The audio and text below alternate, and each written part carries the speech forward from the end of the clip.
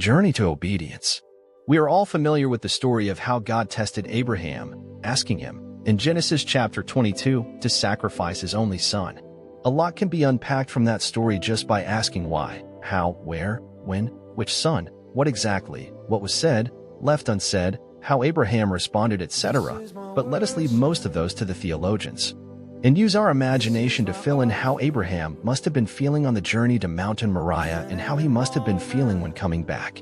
The account recorded Abraham saying a total of 5 sentences throughout those 5 to 6 days trip, and only one of those sentences was initiated by him. Such a silence was probably due to a lot was going on in his mind. I suppose sometimes, too, God has asked you to let go of something precious, and there were voices in your mind, nudging you in one direction or another. The human in Abraham's shoes must have felt a sense of loss. Abraham waited for years to have Isaac. So, it was natural to have this extra love for this one and only son of his old age. Even God confirmed his love, saying that you love. It is natural to want to have, keep, protect, enjoy those that we love, but this test is asking him to let him go. It must have been a painful and sorrowful experience to watch Isaac go. I know they say men don't cry, but it is not hard to imagine that Abraham shed tears inside. Worse than something else removing Isaac from his life, Abraham has been instructed to be the one to lay him down on the altar in the middle of nowhere.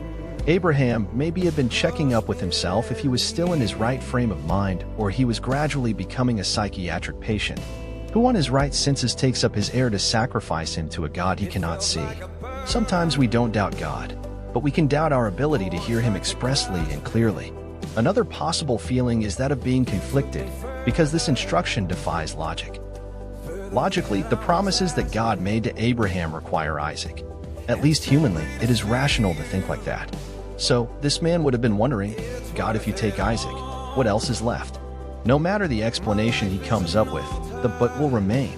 It is true that God blesses us with opportunities, relationships, and things, but the ultimate fulfillment of his promises only requires him. Abraham was able to press past these feelings by faith. Heb 11 verses 17 and 19 says, By faith Abraham, when he was tested, offered up Isaac, and he who had received the promises offered up his only begotten son, of whom it was said, In Isaac your seed shall be called, concluding that God was able to raise him up, even from the dead, from which he also received him in a figurative sense. Of course, generations have learned from the uncommon example of this man since then, because with all that might have been going on in his mind, he chose to trust God for the outcome and followed through to lay down Isaac. So on his way back, one feeling that cannot be missed is that of relief and joy that somehow Isaac is going back home with him. Abraham may have been feeling what he will have to say when people ask about Isaac, but now he will not need any of that. It is a relief that you will not have to explain what you have done to people who did not hear what you heard and will never come close to understanding what you have done. He must have also felt joy that this child is alive once again. This is like the joy of resurrection, because for 3 days Abraham had tried to adjust his mind to the reality that Isaac would be no more in a few days.